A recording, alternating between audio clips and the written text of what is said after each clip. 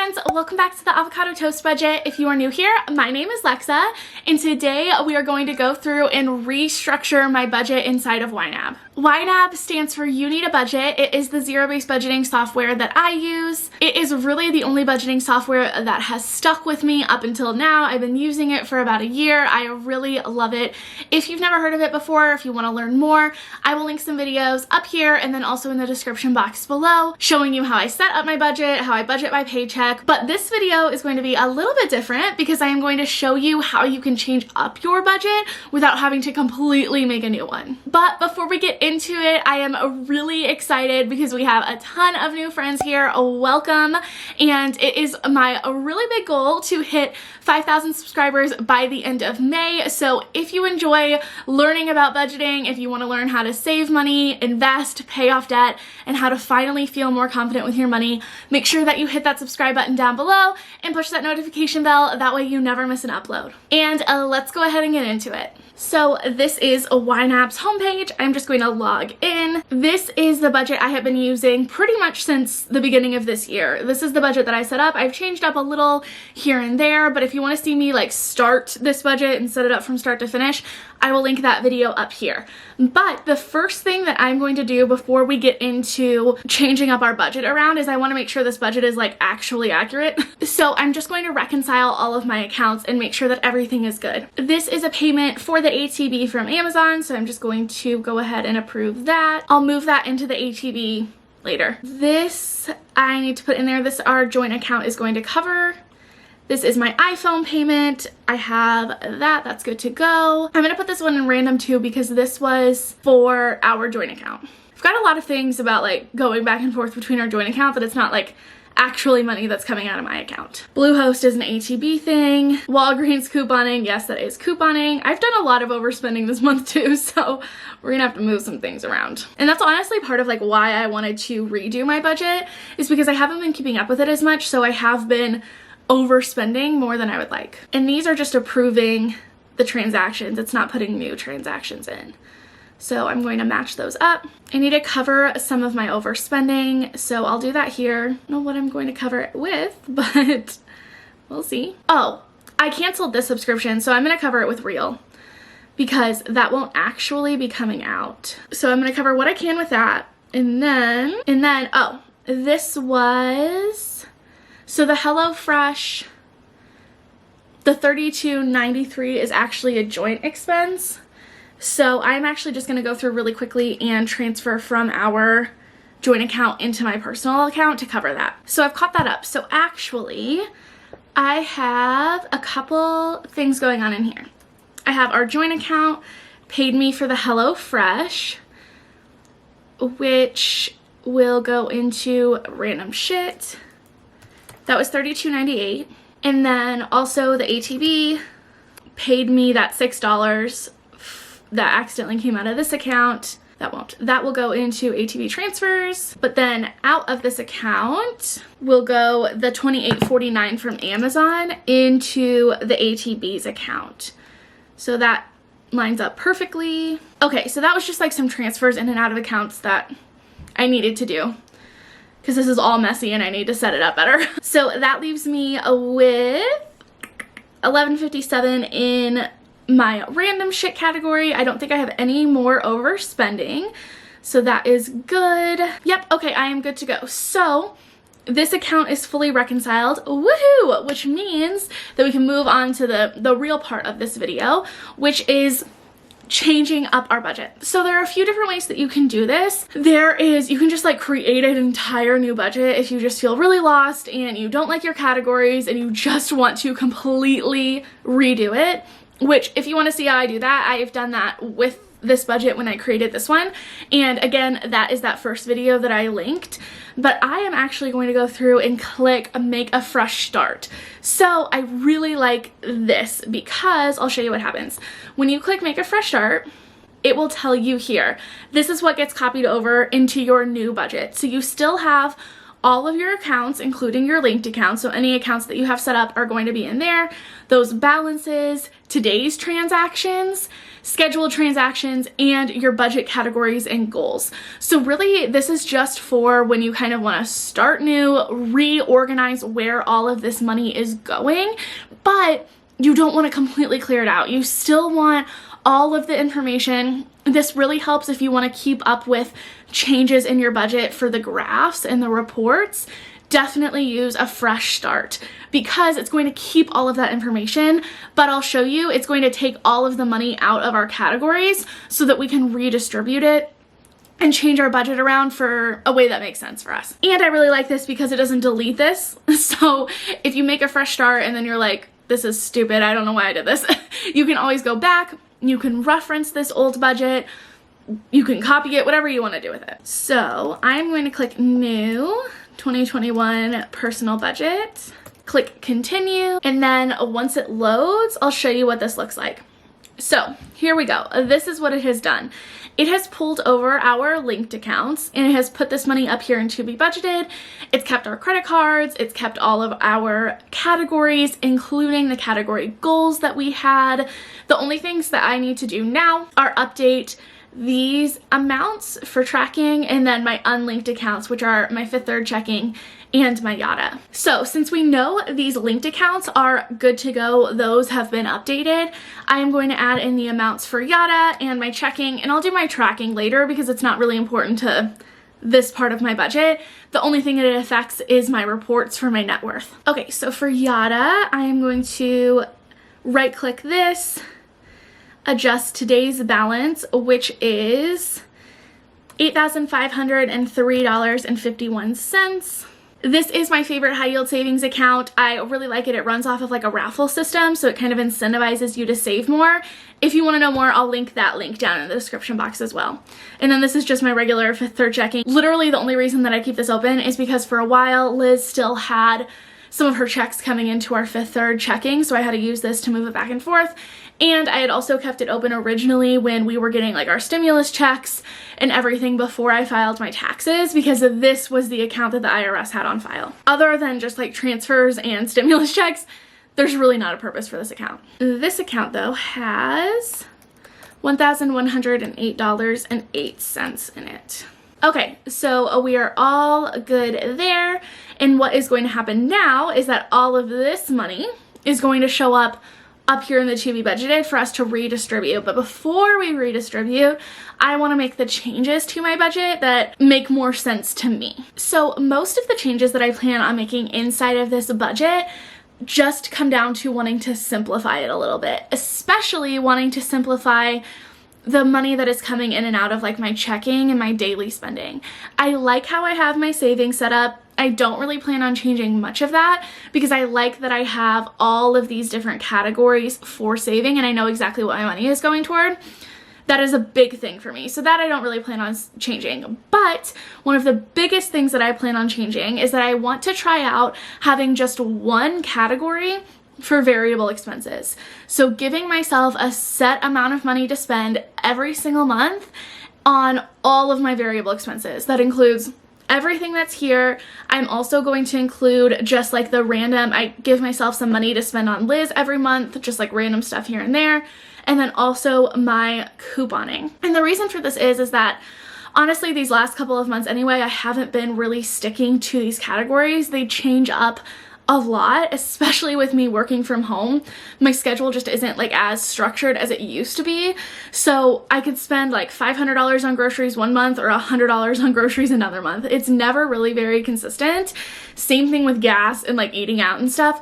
So I just want to try making it a little bit easier, and what I've done is I have evaluated my spending in this category to see how much I am spending typically. So let's see if it actually pulls up on here. So if I go back to my old budget, I'll show you how I came up with this number. If I go to my toolkit reports, which this is different than YNAB reports, I have an extension on here called the YNAB toolkit. I have it for Chrome. I don't know if there's one for like Safari or anything like that, but I love it.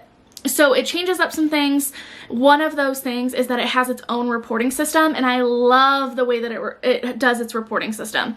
I'll leave the link down below if you want to download the toolkit extension. It's completely free. It's really safe. And I really, really love some of the features of this. So one of them is that you can evaluate spending by category. So we can see here in April, I spent way too much, almost $1,500 on Live Your Life, which, to my credit, some of that is just like transfers back and forth between our joint account and the ATV and stuff like that, because I honestly didn't take the time that I should have, and I threw most of everything into random shit. So some of this isn't actually spending, it's just spending, and then I ended up reimbursing myself. Still a lot of money. And if you see, if I go to last month, I spent around $1,000 between the Live Your Life categories, which is most of my variable spending, also a little bit in couponing here, but I've gotten better at couponing. I don't spend nearly as much on that now. And then if we also evaluate February's spending, you can see in Live Your Life, I spent a lot less. I spent about $330. So I have gone ahead and just assumed that probably between all of my categories in Live Your Life, which include groceries, gas, eating out, coffee, random shit, and date night, on top of the random shit that I spend on Liz and my couponing and just like some money here and there, I'm giving myself $1,000 a month to spend on those things. So it's not just my fun money. It is things like groceries and gas, but it also includes those like extra spending things. My goal is that I'll stick below that, but I want to be pretty realistic with my budget, especially because I haven't been paying as close attention to it. So I'm hoping that if I simplify it a little bit, I'll be more apt to pay more attention, because I won't have to worry about like those little things here and there and moving money around. So now that you know kind of how I decided on the number, I'm going with 1,000 since I spent 1,400, 1,000, and then 300, but honestly I didn't do like anything in February, so it's not like typical spending. And we had groceries on gift cards, so I didn't spend anything on groceries. My guess is between all of those different categories, I probably spend around $1,000 a month. So that is how much I'm going to give myself in my one little variable spending category. So I will show you how I do that. The first thing I'm going to do is just completely delete this Live Your Life category, and I'm actually just going to change this couponing category to my variable spending. Since I already have just like one subcategory, I'm going to call it all the things, and then I'm going to edit this goal, because originally it was my goal for couponing. It was $100. I'm going to change it to 1,000, save goal, and then I'm going to move this kind of back to where it was below, below my fixed expenses. I'm also going to go through and I am going to delete Audible and delete Reel, because I canceled both of those. So that was the big one. I also need to delete random shit, since that will kind of be included in here as well. I'm going to move Scentbird just up to my fixed expenses. So Scentbird is for Liz, so I kind of had kept it under Liz's category, but I only get Scentbird every few months. So let's see, I had written down how much it was going to be. I made a draft of this just to make sure it kind of like made sense before I came on here and started rambling about it. So yes, okay, so Scentbird is $16 every 3 months. So going back to my new budget, I'm going to change this to let myself know $16 every 3 months. I'm gonna change up the goal to like $550 needed for spending every month. Okay, we're good to go there. That way I'll have that money in there. And again, I plan on keeping all of my savings the same. So I have my open-ended savings, my celebrations, those are the ones that have like a specific date, annual subscriptions, my spare change challenge, and then these are all of my funded savings goals, and then taxes and stuff. The one thing that I am going to go ahead and change though is I am just going to combine these. So I'm gonna have just like student loan payments all in one category and delete this. So I just moved that up here. Just again, simplifying my budget as much as I can in a way that still makes sense to me. The next thing I'm going to do to help simplify this as much as possible for me is I'm going to set up automatic transactions for these fixed expenses. Whenever my student loans come out, I'll do that as well, but I just want to go ahead and make these easier. These come out the same time I know exactly when they come out. So I'm going to set up automatic transactions inside of YNAB so YNAB knows that those are coming up when they are, and it'll just automatically plug it in there. So the first thing that I want to do is my iPhone payment. That is, let's see, $27.04 on the 27th, and it comes out of my Amex. So I'll go down here to Amex, add a transaction for May 27th. I'm going to have it repeat every month, and that is $27.04. Click save, and then this will be a scheduled transaction. Every month on the 27th, it'll know that this is coming out. The next one is Progressive. This is on my Capital One 360, and it comes out on the 10th. Okay, 2/16/38. Add transaction, 10th, monthly. So that is, I need to actually go and edit this. I didn't put any of like the fields in. Okay, so this is my iPhone payment, $27.04. Good to go there.